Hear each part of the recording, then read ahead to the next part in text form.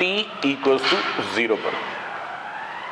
ठीक है जी, एक तरंग धनात्मक एक्स अक्ष की तरफ संचित हो रही है, ये तरंग धनात्मक एक्स अक्ष निर्देश, ये एक तरंग है जो धनात्मक एक्स अक्ष की तरफ संचित हो रही है, और ये एक दूसरी तरंग है जो ऋणात्मक एक्स अक्ष की तरफ संचित हो रही है v वेग से, समान वेग से। जब माध्यम समान है, तरंगों की आवृत्तियां समान है, तो तरंग दैर्ध्य भी समान होगी, और माध्यम समान है तो वेग भी समान होंगे, राइट। ये t इक्वल टू 0 पे मैंने बात की। अब मैं अगली बात करता हूं, at t equals to capital T by 4। हमने क्या सीखा था तरंगों में? तरंग संचरण के दौरान प्रत्येक तरंग प्रत्येक t बाय 4 टाइम में लैम्डा बाय 4 आगे खिसक जाती है, ये सीखा था। कैपिटल T टाइम में लैम्डा आगे, तो कैपिटल T बाय 4 टाइम में लैम्डा बाय 4 आगे संचित हो जाती है। तो ये तरंग पहुंच जाएगी यहां, और ये वाली तरंग पहुंच जाएगी यहां, तो यहां से शुरू होगी। बोलो ये बात सही है क्या? यस। इसके t बाय 4 टाइम बाद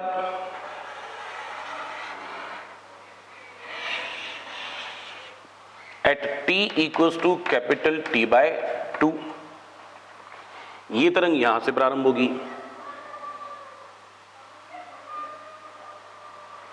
देखो जरा तरंग का संचरण हो रहा है कि नहीं हो रहा। पहले ये तरंग यहां तक पहुंच रही थी, फिर यहां तक पहुंच रही थी, और अब ये यहां तक पहुंच रही है। तो क्या किस तरफ संचित हो रही है? धनात्मक एक्स अक्ष की तरफ। वो वाली तरंग अब यहां से शुरू होगी, यानी कि यहां से,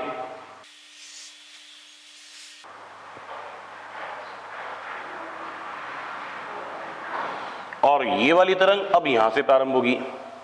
तो ये तरंग यहां से प्रारंभ हुई,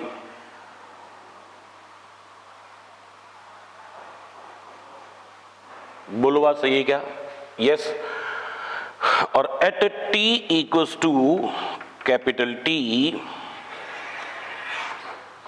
अब ये तरंग यहां से प्रारंभ होगी,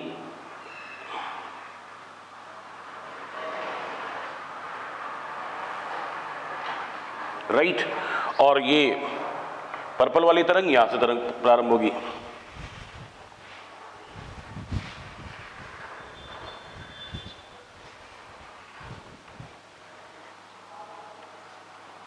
यस। अब मैं इस पूरे घटनाक्रम को सिर्फ इन पॉइंट्स के बीच में देखूंगा। इसको मैं बोल रहा हूं x इक्वल्स टू 0, इसको लैम्डा बाय 4, इसको लैम्डा बाय 2, ये 3 लैम्डा बाय 4, और ये लैम्डा। ठीक है जी। मैं इन सब दोनों तरंगे जो एक दूसरे के विपरीत संचरित हो रही हैं, उनको सिर्फ लैम्डा इक्वल्स टू 0 से लेके लैम्डा के बीच में इन दो बिंदुओं के मध्य ऑब्जर्व कर रहा हूं। क्या देख रहा हूं? माध्यम के कणों को एक तरंग ने कहा ऋणात्मक दिशा में जाओ, एक तरंग ने कहा धनात्मक दिशा में जाओ, हाँ या ना?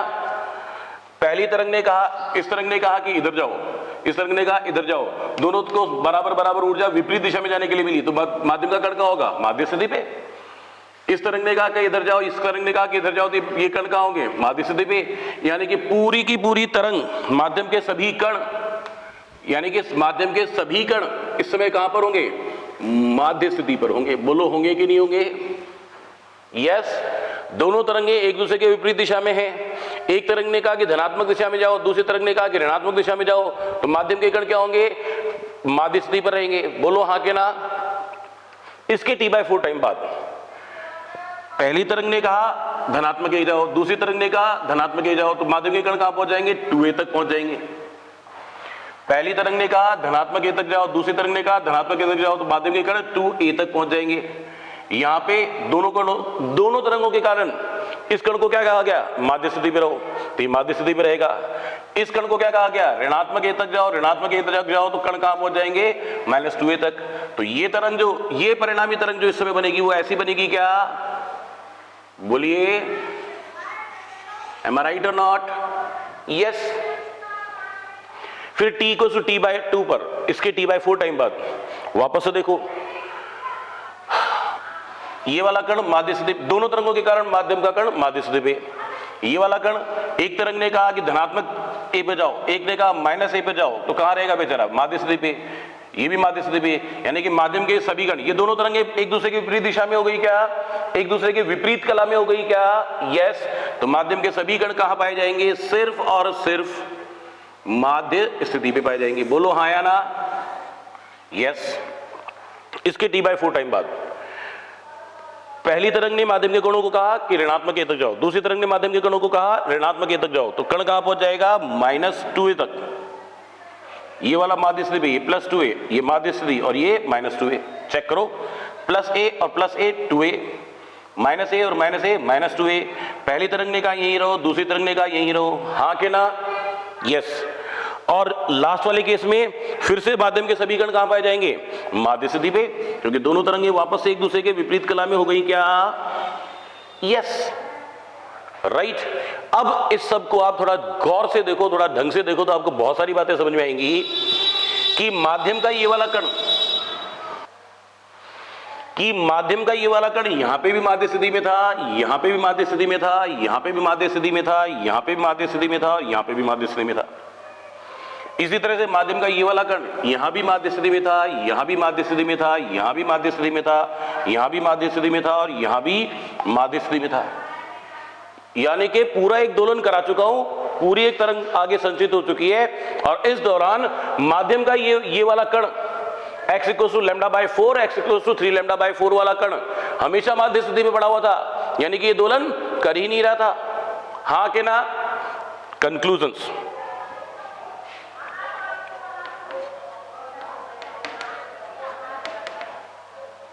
नंबर 1, x = λ/4 व x = 3λ/4 वाले कण सदैव माध्य स्थिति पर पाए गए हैं। आप ही बताओ, यदि इस माध्यम में तरंग का संचरण हो रहा होता, यदि इस माध्यम में ऊर्जा का संचरण हो रहा होता, तो ऊर्जा इस तरफ जाते हुए या उस तरफ आते हुए कभी ना कभी तो इन माध्यम के कणों को ऊर्जा मिली होती, बोलो हाँ के ना। पर ये कण हमेशा माध्य स्थिति पे थे, यानी कि इन कणों को कभी ऊर्जा प्राप्त हुई नहीं, यानी कि माध्यम में ऊर्जा का संचरण नहीं हो रहा। अर्थात माध्यम में ऊर्जा का संचरण। नंबर 2 क्या, माध्यम के जरा इस कण के बारे में सोचो, x = 0 वाला कण पहले माध्य स्थिति पे था, फिर +a तक गया, फिर वापस माध्य स्थिति पे आ गया, फिर माइनस, वापस से बात करते, सॉरी, माध्य स्थिति वाला कण पहले माध्य स्थिति पे था, +2a पे गया, फिर वापस माध्य स्थिति पे लौट आया, फिर -2a तक गया, फिर वापस माध्य स्थिति पे लौट आया। इसी तरह से λ/2 वाले कण के बारे में सोचो, पहले माध्य स्थिति पे था, फिर -2a पे पहुंचा, वापस माध्य स्थिति पे आया, फिर +2a तक गया, फिर वापस माध्य स्थिति पे लौट आया, है ना। इस तरह से लैम्डा वाले कण को देखना, पहले माध्य स्थिति पे था, फिर +2a तक गया, फिर माध्य स्थिति पे आया, फिर -2a तक गया और फिर वापस माध्य स्थिति पे आ गया। यानी कि x = 0, x = λ/2 व x = λ वाले कण 2a आयाम का दोलन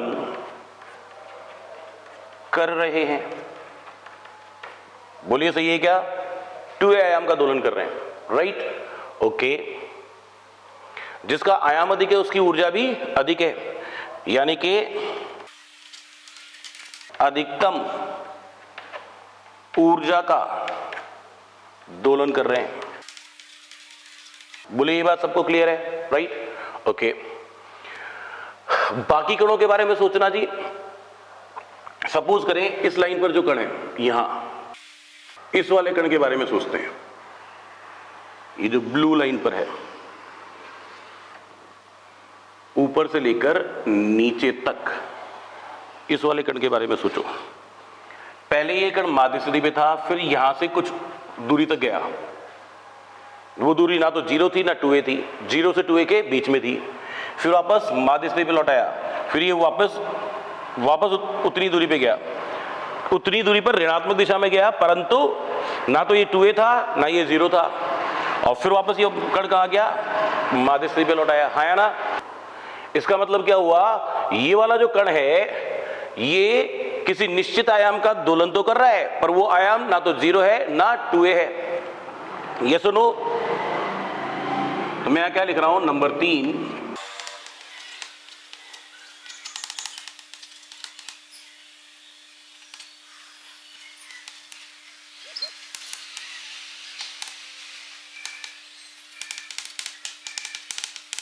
यानी कि मैंने जो आपको x = 0, λ/4, λ/2, 3 λ/4 और लैम्डा वाले कणों के बारे में तो उधर बता दिया, राइट।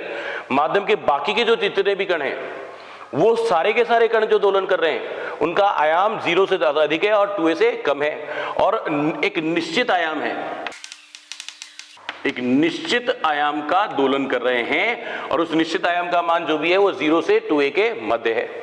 बोलो हाँ कि ना। यानी कि क्या समझ में आया, मैं ये कह रहा हूं कि कुछ कण तो ऐसे हैं जो 2a आयाम का दोलन कर रहे हैं, जिनका आयाम हमेशा ही दोलन का 2a है। कुछ कण ऐसे हैं जो दोलन कर ही नहीं रहे, यानी कि उनके दोलन का आयाम 0 है, ठीक है। और माध्यम के कुछ कण, बाकी सभी कण क्या कर रहे हैं, 0 से 2a के मध्य किसी निश्चित आयाम का दोलन कर रहे हैं। बोलो हाँ कि ना। जब हम इधर से x = 0 से λ/4 तक जाएंगे तो इसका आयाम 2a, इसका 2a से कुछ कम, फिर और कम, फिर और कम, फिर और कम, और फिर ये 0। यस, परंतु माध्यम के जितने भी कण हैं वो एक निश्चित आयाम के दोलन कर रहे हैं, यानी कि एक निश्चित ऊर्जा के साथ दोलन कर रहे हैं। अर्थात निश्चित ऊर्जा के साथ दोलन कर रहे हैं। यस, तो कुछ कणों के पास ऊर्जा है ही नहीं दोलन की, कुछ के पास अधिकतम है जिनका आयाम 2a है, और बाकी सब के पास कुछ कुछ ऊर्जा है जिनके दोलन के आयाम 0 से 2a के मध्य है, परंतु उनकी ऊर्जा जो खुद के पास है वो निश्चित है। यानी कि माध्यम के सभी कण कुछ निश्चित कांस्टेंट ऊर्जा के साथ दोलन तो कर रहे हैं, परंतु माध्यम में ऊर्जा का संचरण नहीं हो रहा है। अर्थात माध्यम के सभी कण कुछ निश्चित ऊर्जा के दोलन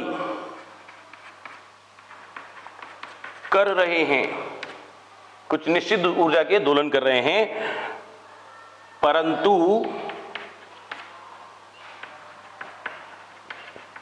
माध्यम में ऊर्जा का संचरण नहीं हो रहा है।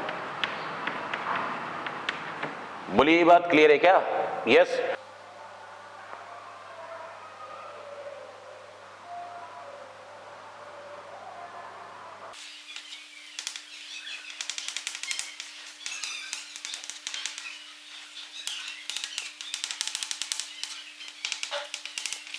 गणितीय विधि द्वारा अप्रगामी तरंगों की व्याख्या, जिसमें पहला केस पढ़ रहा हूं, जब एक प्रगामी तरंग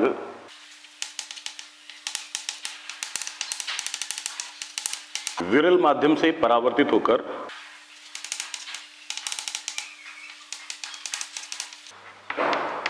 सुनो जी, क्या प्रगामी तरंग की समीकरण क्या होगी? प्रगामी तरंग y1 बराबर a sine of omega t minus k x, right. और दूसरी तरंग हो गई परावर्तित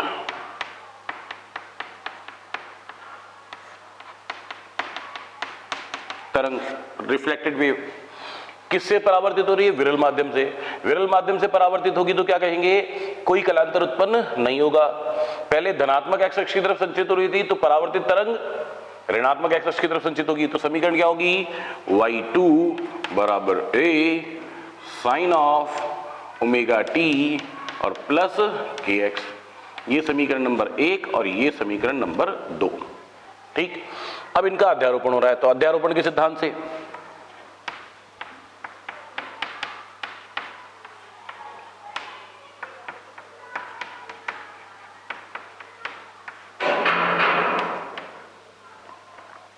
y बराबर y1 plus y2।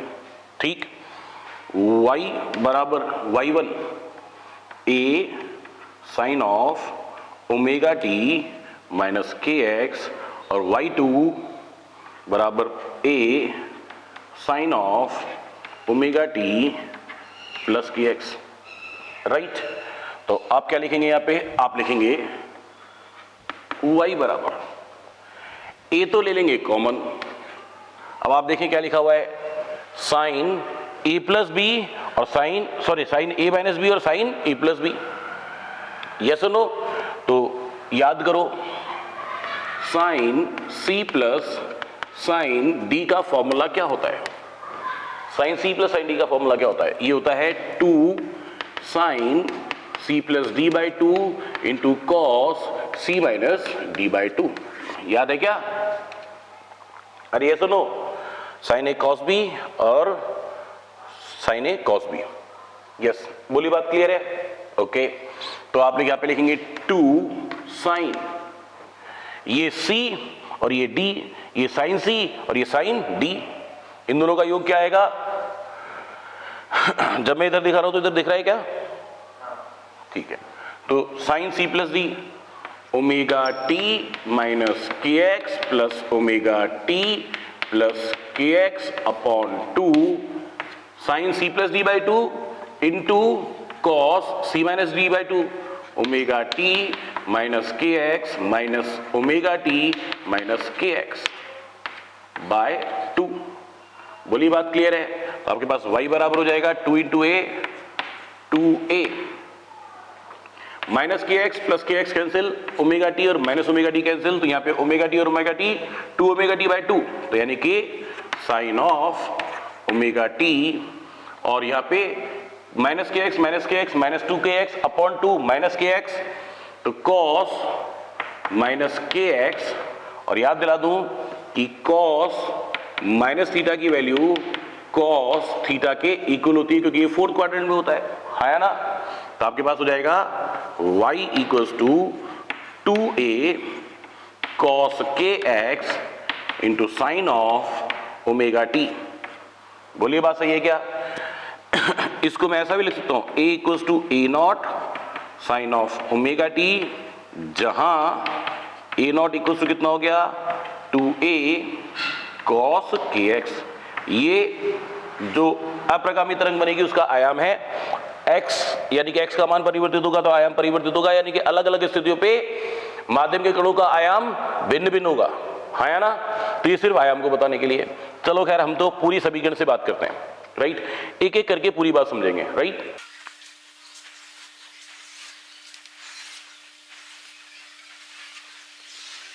t equals to 0 पे सबसे पहले बात करें, कहां? t इक्वल्स टू 0 पे। एट t इक्वल्स टू 0 आपके पास ओमेगा टी की वैल्यू कितनी हो जाएगी? ओमेगा टी की वैल्यू 0, तो साइन ओमेगा टी कितना हो जाएगा? साइन ओमेगा टी भी 0। आपके पास तरंग की समीकरण क्या थी? y बराबर 2a cos of k x into sine of omega t. Sine omega T 0 हो गया, तो y बराबर क्या हो गया? 0 for all values of x। x के सभी मानों के लिए y का मान हमेशा क्या हो गया? 0। इसका क्या मतलब हुआ? इसका मतलब यह हुआ कि माध्यम के सभी कण माध्य स्थिति पर हैं। t बराबर 0 पर माध्यम के सभी कण माध्य स्थिति पर हैं। बोलो हां के ना? अगली बात, at t equals to capital T by 4, ये चेक करना है। चलो जी, करो जरा चेक। कैसे करेंगे? At t equals to capital T by 4, omega t की वैल्यू, ओमेगा को क्या लिखते हो 2 pi by capital T, into t को क्या लिखते हो T बाय 4, टी 2 4 कैंसिल तो पाई बाय 2। तो साइन ओमेगा टी कितना हो जाएगा जी, साइन ओमेगा टी हो जाएगा, साइन ओमेगा टी यानी कि साइन पाई बाय 2 यानी कि साइन 90, साइन 90 यानी कि 1। तो आपके पास समीकरण हो गई y equals to 2a cos of k x into sine omega t. Sine omega t कितना हो गया आपके पास 1। यस ये आपके पास इसमें t equals to t by 4 पे तरंग की समीकरण हो गई। अब जरा रखो x इक्वल्स टू 0, तो के एक्स इक्वल्स टू भी 0, तो cos के एक्स की वैल्यू 1, तो y इक्वल्स टू 2a। बोलो सही है क्या? x equals to lambda by 4 पर के एक्स की वैल्यू, के को क्या लिखते हो 2 पाई बाय लैम्डा, और x को क्या लिखना है lambda by 4, lambda lambda 2 4 cancel हुआ तो पाई बाय 2, पाई बाय 2 यानी कि 90, cos के एक्स, हाँ जी cos के एक्स यानी कि cos 90 की वैल्यू 0, तो y equals to 0। x equals to lambda by 4 वाला कण कि x equals to pi, k की value 2 pi by lambda, x की value lambda by 2, I am sorry, at x equals to lambda by 2 क्या लिखेंगे, k को लिखेंगे 2 pi by lambda, x को लिखेंगे lambda by 2, lambda lambda 2 2 cancel तो क्या आ गया पाई, cos के एक्स की वैल्यू यानी कि cos पाई यानी कि cos 180 यानी कि -1, तो y की value -2a। x equals to 3 lambda by 4, k x is equals to 3 pi by 2, 3 pi by 2 मतलब 270, और के एक्स की वैल्यू 270, तो cos के एक्स cos 270 यानी कि 0, तो y equals to 0। x equals to lambda, k x equals to 2 pi, cos k x यानी कि cos 2 पाई यानी कि cos 0 के इक्वल यानी कि 1, तो y इक्वल्स टू 2a। तो इस समय माध्यम के कण कहां होंगे, पहला 2a पर, ये x इक्वल्स टू 0, ये lambda by 4, lambda by 2, 3 lambda by 4 और ये लैम्डा। ठीक देखना जी, ये 2a पर, ये 0 पर, ये -2a पर, ये 0 पर और ये फिर 2a पर। देखो x इक्वल्स टू 0 वाला 2a पर, x इक्वल्स टू 0 वाला 2a पर, लैम्डा बाय 4 वाला 0 पर, y लैम्डा बाय 4 वाला 0 पर, लैम्डा बाय 2 वाला -2a पर, एंड सो ऑन। यस और नो? अब बात करें at t equals to t by 2, omega t की वैल्यू आपके पास हो जाएगी पाई, और ओमेगा टी की वैल्यू पाई हो गई तो sine omega t, sine omega t की वैल्यू कितनी हो जाएगी 0। तरंग की समीकरण ये है, साइन ओमेगा टी की वैल्यू 0 हो गई तो y इक्वल्स टू कितना हो गया 0 x के सभी मानों के लिए।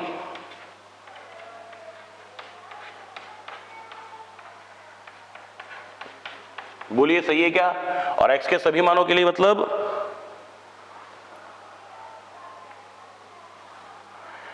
t equals to capital T by 2 वाला कण वाले x equals to t equals to capital T by 2 समय पर माध्यम के सभी कण वापस से कहां होंगे, माध्य स्थिति पर ही होंगे। बोलो बात सही है क्या? यस। अब बात करो t equals to 3t by 4 पर, t equals to 3t by 4 पे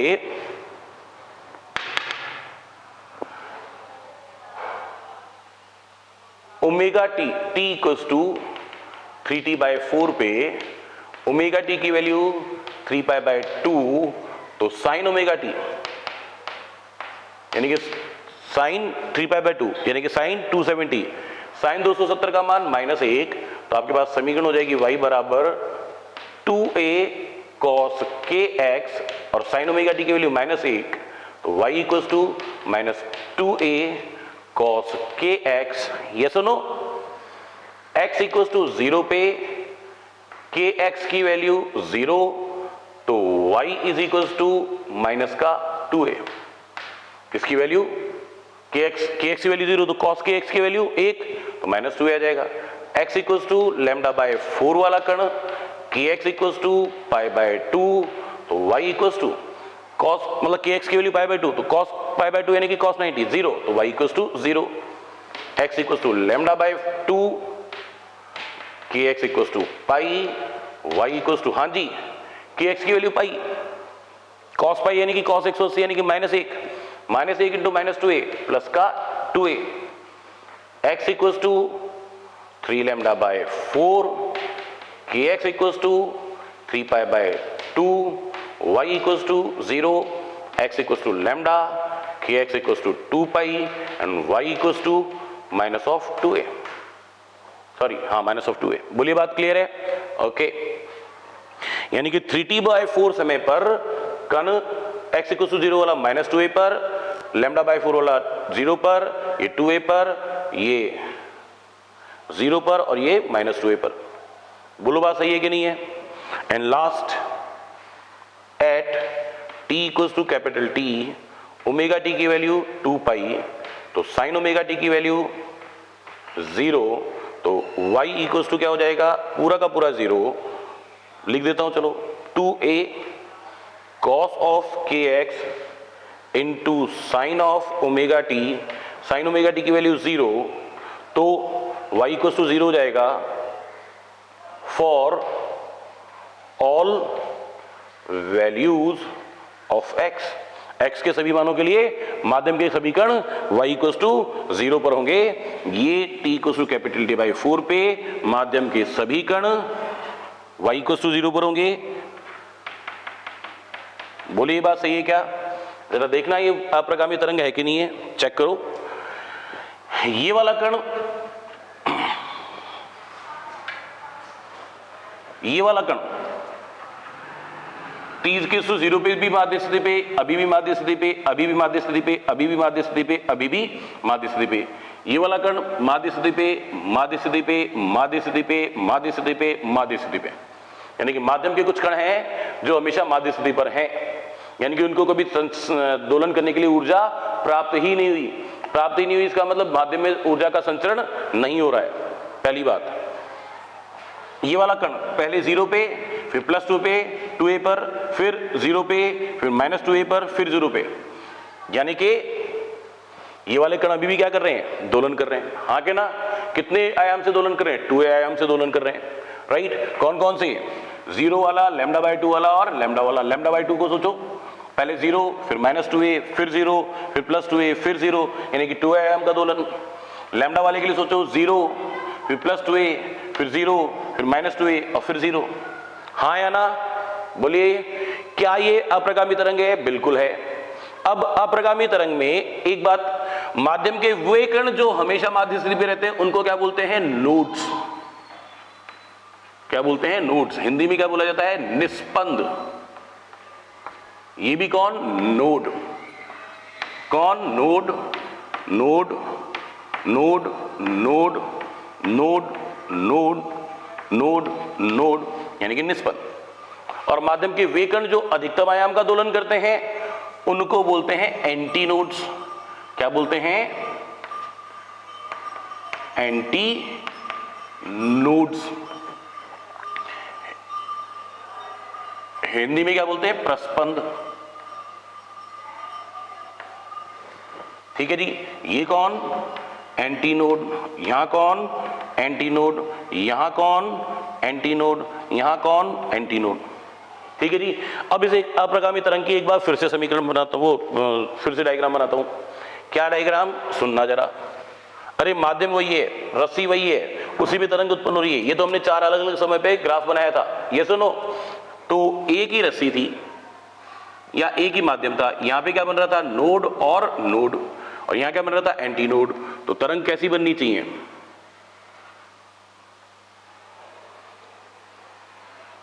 ये क्या हो गया? निस्पंद। दिखाई दे रहा है ये कलर? यहां पे भी क्या बना? निस्पंद। यहां पे क्या बना? Anti node. यहां भी क्या बना? Anti node. क्या कहोगे आप इसको? प्रस्पंद। इसको भी क्या कहोगे? प्रस्पंद। बोलिए बात समझ में आ गई। यानी कि एक ही रस्सी का टुकड़ा है, ये वाला एंड भी फ्री हो और ये वाला एंड भी फ्री हो, तो ये वाले दोनों एंड तो क्या करेंगे, मैक्सिमम दोलन करेंगे। तो यहां तो क्या बनेगा, एंटी नोड, और बीच में कहीं क्या बनेंगे, नोड्स। बोलिए बात क्लियर है क्या। बट रस्सी में जनरली ऐसी तरंगें नहीं बनती। क्यों नहीं बनती, क्योंकि रस्सी का कम से कम एक सिरा क्या रखा जाता है, बंधा हुआ रखते हैं। और अगर एक सिरा बंधा हुआ रखे और इसमें दोलन कराएं तो यहां तो निश्चित तौर पे क्या बनेगा, नोड ही बनेगा। क्यों बनेगा, क्योंकि माध्यम का ये कण तो कभी दोलन करेगा ही नहीं। दोलन नहीं करेगा तो यहाँ पे क्या बनेगा, निश्चित तौर पर निष्पंद बनेगा, नोड बनेगा। यस और नो, इज दैट ओके। चलिए अब आप याद करो, आपने बचपन में अप्रगामी तरंगे देखी। एक रबड़ को ऐसे खींचा और बीच में से खींच के छोड़ दिया तो उसमें ऐसे ऐसे दोलन उत्पन्न होते हैं। कैसी तरंगे उत्पन्न होती हैं, ऐसी तरंगे उत्पन्न होती है कि नहीं होती। अब देखना, ये वाला सिरा आपने पकड़ रखा है, ये वाला सिरा आपने पकड़ रखा है, ये कण दोलन नहीं करेगा, ये कण दोलन नहीं करेगा, तो यहां पे भी नोड बनेगा, यहां पे भी नोड बनेगा, और बीच में एक एंटी नोड बनेगा। बोलो सही है कि नहीं है। Yes okay. वैसे भी अभी हमने जो पढ़ा था वो क्या पढ़ा था, अप्रगामी तरंगों का की गणितीय व्याख्या कर रहे थे, जिसमें हमने विरल माध्यम से परावर्तन पढ़ा था। और विरल माध्यम याद करो, रस्सी में क्या बताया था, एक छल्ले से बंधा हुआ था, तो वो वाला सिरे पे तो एंटी नोड बनना ही बनना है, क्योंकि वो तो दोलन करेगा। इस वाले सिरे पे आप दोलन खुद करा रहे हो, तो दोनों सिरों पे क्या बनेगा, एंटी नोड, और बीच में कहीं क्या बनेंगे, नोड। बोलिए बात क्लियर है क्या। यानी कि हमने जो एग्जाम्पल पढ़ा है वो कौन सा एग्जाम्पल पढ़ा है, जिसमें दोनों सिरों पर एंटी नोड बन रहे हैं, क्योंकि विरल माध्यम से परावर्तन हो रहा है, राइट। अब हम सेकंड केस पढ़ेंगे, जिसमें हम सघन माध्यम से परावर्तित होकर आने वाली तरंग के बारे में बात करेंगे। क्लियर है, ओके।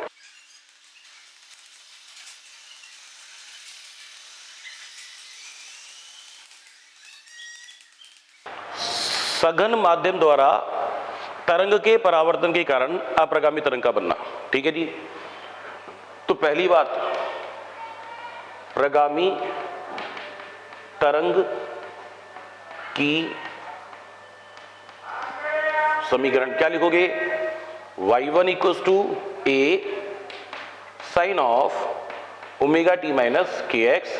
ये तरंग जो है धनात्मक एक्स अक्ष की तरफ संचरित हो रही है। अब बात कर रहा हूं परावर्तित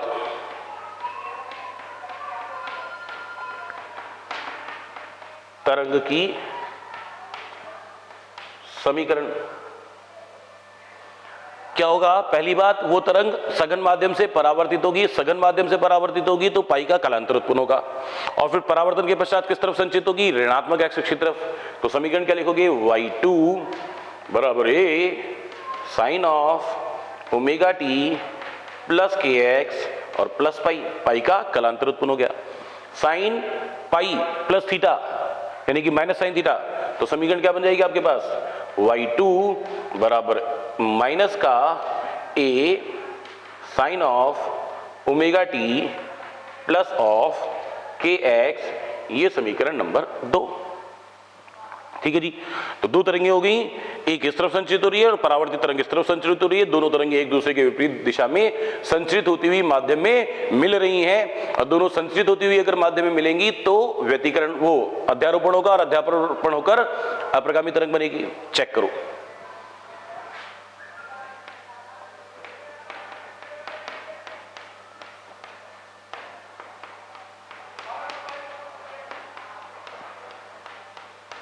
अध्यारोपण के सिद्धांत से क्या लिखेंगे आप, y equals to y1 plus y2, y equals to y1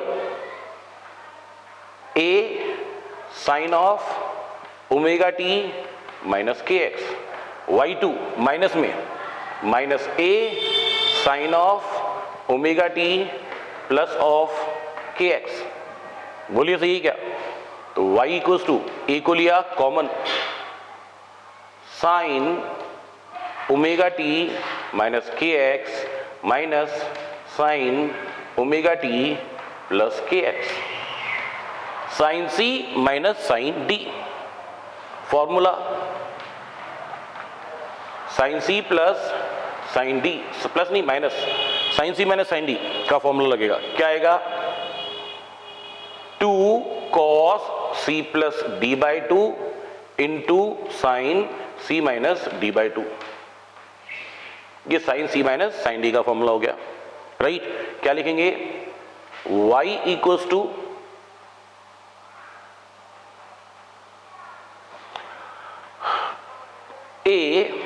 into 2, इसके लिए 2 cos c plus d by 2, cos c omega t minus k x plus d omega t plus k x by 2 into sign,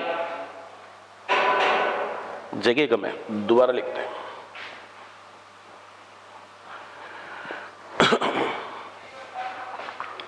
y equals to ए तो है ही, bracket में लिखा 2 cos c plus d by 2, c con omega t minus k x, d con omega t plus k x upon 2 into sine of, हाँ जी क्या लिखें,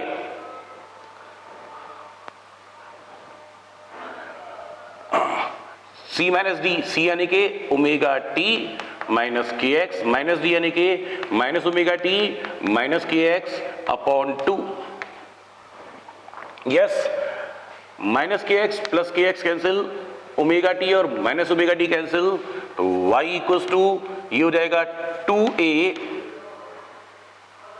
omega t plus omega T, 2 omega T upon 2 omega T upon 2 यानी कि omega T, तो क्या हो जाएगा cos omega T into minus k x और माइनस के एक्स माइनस 2 के एक्स अपॉन 2 यानी कि माइनस के एक्स, तो ये हो जाएगा साइन माइनस का के एक्स, तो y इक्वल्स टू साइन, याद करो sine minus theta equals to होता है माइनस का साइन थीटा, तो माइनस बाहर आ जाएगा, तो क्या हो जाएगा y इक्वल्स टू माइनस का 2a साइन के x into cos of omega T.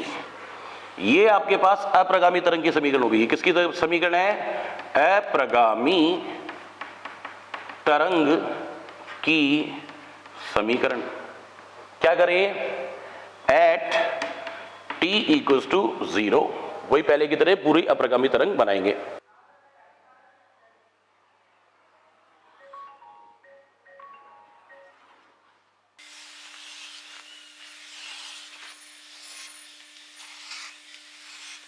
हाँ जी, तो ये x इक्वल्स टू 0, ये लैम्डा बाई 4, ये लैम्डा बाई 2, ये 3 लैम्डा बाई 4 और ये lambda at t equals to 0, right. अब आप समझो मेरी बात, हम क्या कर रहे हैं यहाँ पे? सबसे पहले बात कर रहे हैं, इधर उधर चलेगा सब, at t equals to 0, t equals to 0 पे ओमेगा टी की वैल्यू क्या हो जाएगी? 0। ओमेगा टी की वैल्यू 0 हो गई तो कॉस ओमेगा टी की वैल्यू कितनी हो जाएगी? 1, और इसकी वैल्यू 1 हो गई तो तरंग की समीकरण हो गई आपके पास t इक्वल्स टू 0 पे माइनस 2a साइन के एक्स। बोलिए बात क्लियर है? अब x इक्वल्स टू 0 पे के एक्स की वैल्यू 0, के एक्स की वैल्यू 0 तो साइन के एक्स भी 0, तो y इक्वल्स टू कितना आ जाएगा? 0। x equals to lambda by 4 पे के एक्स की वैल्यू कितनी होती है? अभी थोड़ी देर पहले किया था, पाई बाय 2। के एक्स की वैल्यू पाई बाय 2 तो साइन पाई बाय 2 यानी कि साइन 90, साइन 90 की वैल्यू 1, तो y इक्वल्स टू कितना हो जाएगा? Minus 2a। x equals to lambda by 2 पे के एक्स की वैल्यू पाई, के एक्स की वैल्यू पाई तो साइन पाई यानी साइन 180, साइन 180 यानी 0, तो y इक्वल्स टू फिर से 0। x equals to 3 lambda by 4 पे के एक्स की वैल्यू 3 पाई बाय 2, तो के एक्स की value 3 pi by 2, 3 pi by 2 मतलब 270, साइन 270 तो यानी कि -1 इंटू माइनस 2a यानी कि y इक्वल्स टू 2a, और x इक्वल्स टू लैम्डा पर के एक्स की वैल्यू 2 पाई, तो y इक्वल्स टू फिर से 0, साइन 2 पाई यानी कि साइन 360, साइन 360 यानी कि साइन 0 यानी कि 1, राइट। ओके, इन वैल्यूज को यहां पे मार्क करने वाले हम। क्या सीखा था? x इक्वल्स टू 0 वाला कण 0 पर, लैम्डा बाय 2 वाला कण, लैम्डा बाय 4 वाला कण माइनस 2a पर, फिर लैम्डा बाय 2 वाला 0 पर, 3 लैम्डा बाय 2 वाला प्लस 2a पर, और फिर 0 पर, right. 0 minus 2a, 0 plus 2a and 0। ये बात कब हुई? t इक्वल्स टू 0 पे। अब बात करो आप t equals to capital T by 4 पे।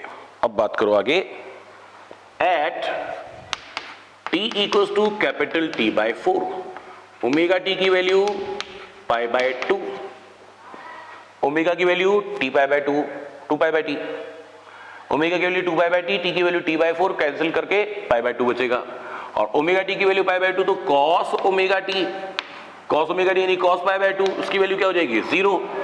अब ये कॉस ओमेगा t 0 हो गया तो y क्या हो गया 0 हो गया, तो y इक्वल्स टू 0 x के सभी मानों के लिए।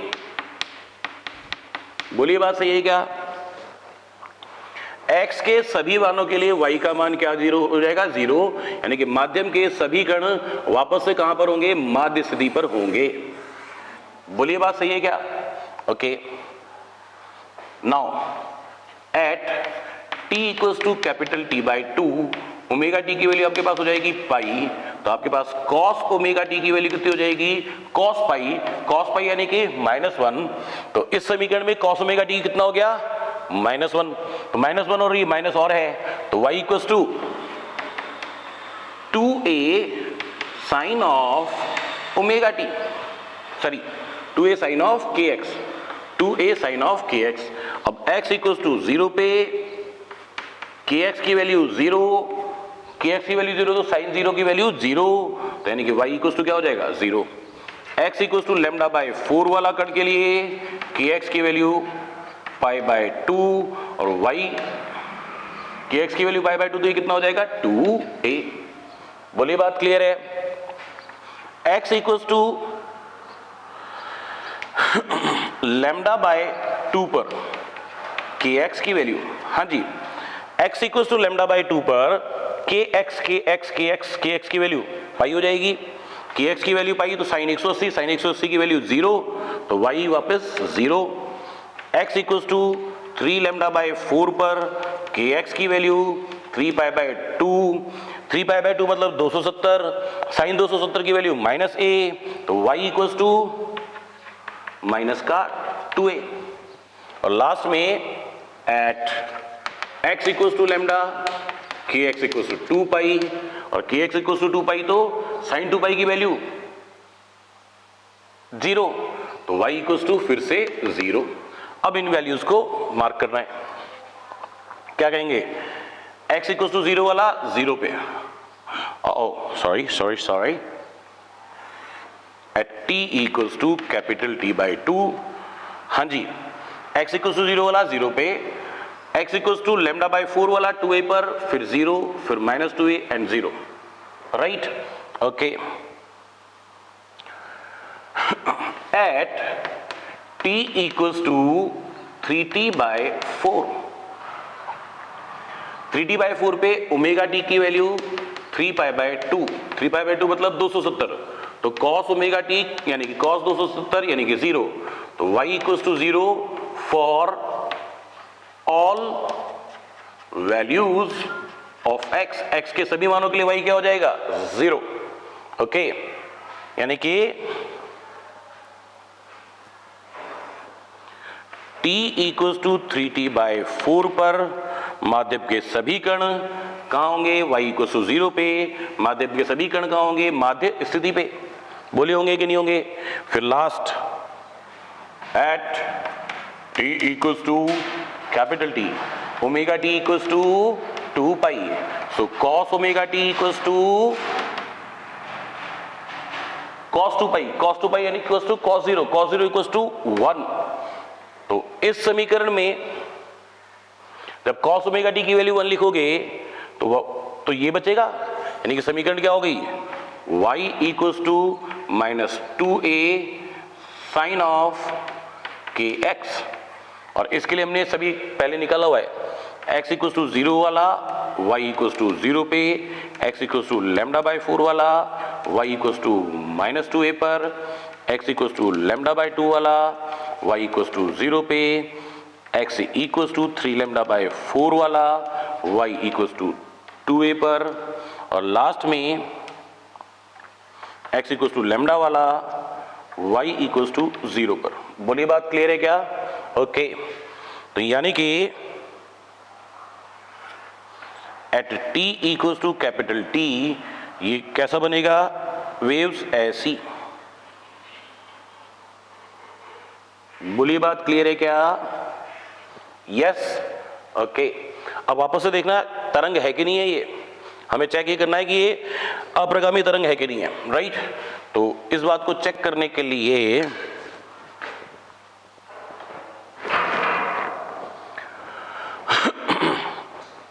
ये वाला कण यहां भी माध्य स्थिति पे, यहां भी माध्य स्थिति पे, यहां भी माध्य स्थिति पे, यहां भी माध्य स्थिति पे, यहां भी माध्य स्थिति पे, यानी कि क्या बना? नोड। ये वाला सिरा क्या बना? नोड। ये वाला माध्य स्थिति पे, माध्य स्थिति पे, माध्य स्थिति पे, माध्य स्थिति पे, माध्य स्थिति पे, यानी क्या बना? नोड। और ये वाला माध्य स्थिति पे, माध्य स्थिति पे, माध्य स्थिति पे, माध्य स्थिति पे, माध्य स्थिति पे, क्या बना? नोड। नोड यानी कि निष्पन्द, राइट? अच्छा जी, इस वाले कण के बारे में सोचो। पहले -2a, फिर 0, फिर +2a, फिर 0, फिर -2a, यानी कि 2a आयाम का दोलन। ये वाले कण के बारे में सोचो, 2a 0, -2a 0, +2a, यानी कि यहां पे क्या बना? Anti node. क्या बना? वापस से देखो, ये तरंग थी इस तरीके से, एक ही तो रस्सी में बनेगी, एक ही माध्यम में तो बननी है। तो यहां पे क्या बना? यहां पे क्या बना? नोड। यहां पे क्या बना? नोड। यहां पे क्या बना? नोड। ये टोटल डिस्टेंस कितनी है? लैम्डा। यहां क्या बना? Anti node. यहां क्या बना? Anti node, right? ओके, अब आप यहां पे कुछ कंक्लूजन वाली बात अगर लिखें तो क्या क्या कंक्लूजन लिख सकता हूं? नंबर 1, देखो ये तो बात पक्की है, पहले से हम बात कर चुके हैं कि माध्यम के कुछ कण हमेशा माध्य स्थिति पे हैं, यानी कि उनके दोलन के लिए ऊर्जा कितनी है? 0 है, यानी कि उनको कभी भी तरंग संचरण के दौरान माध्यम में ऊर्जा मिली ही नहीं। मिली नहीं इसका मतलब माध्यम में ऊर्जा संचरण तो नहीं हो रहा है, ये बात तो पक्की है, पहले ही कर चुके हैं। अभी इंपॉर्टेंट बात ये है, ये भी नोड और ये भी नोड, बताना दो क्रमागत नोड्स के बीच की डिस्टेंस कितनी हो गई? क्या ये दूरी λ/2 है क्या? यस। क्या ये दूरी भी λ/2 है क्या? Yes, yes. और दो क्रमागत नोड्स के मध्य की दूरी भी कितनी है? क्या λ/2 है क्या? यस। एक नोड और एक एंटी नोड के बीच की दूरी कितनी है? ये वाली दूरी, क्या ये λ/4 है? यस। बस यही बात करनी है। नंबर 1, दो क्रमागत निस्पंदों के मध्य दूरी λ/2। इसी तरह से दो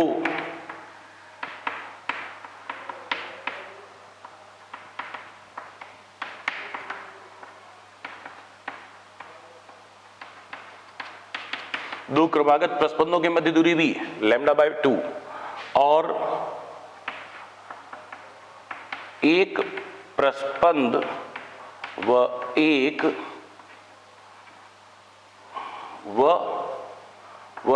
क्रमागत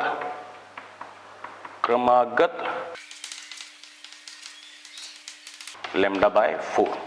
एक प्रस्पंद और एक निस्पंद के मध्य की दूरी λ/4। बोली बात क्लियर है?